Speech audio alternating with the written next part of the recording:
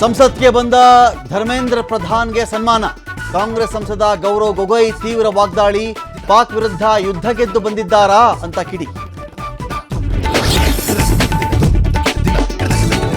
ಪ್ರಹ್ಲಾದ್ ಜೋಶಿ ಅತ್ಯಾಚಾರಿಗಳನ್ನ ರಕ್ಷಿಸುವವರು, ಅವರನ್ನ ಶಿಕ್ಷಣ ಸಚಿವರನ್ನಾಗಿ ಮಾಡಿದ್ದು ಸರಿಯಲ್ಲ. ಕಾಂಗ್ರೆಸ್ ನಾಯಕ ರಾಹುಲ್ ಗಾಂಧಿ ವಾಗ್ದಾಳಿ. ಬಿಜೆಪಿ ಬಳಿಕ ಜಾಲತಾಣದಲ್ಲಿ ಮತ್ತೆರಡು ಚಳವಳಿ ಶುರು. ಶುದ್ಧ ಪೆಟ್ರೋಲ್ಗೆ ಒತ್ತಾಯಿಸಿ E20 Janata party page open. Reservation ಹಠಾವೋ ಎಂಬ ಆಂದೋಲನ ಕೂಡ ಶುರು. ಭೀಕರ ಬರಗಾಲದ ನಡುವೆ ಕರ್ನಾಟಕಕ್ಕೆ ಬರ ಸಿಡಿಲು.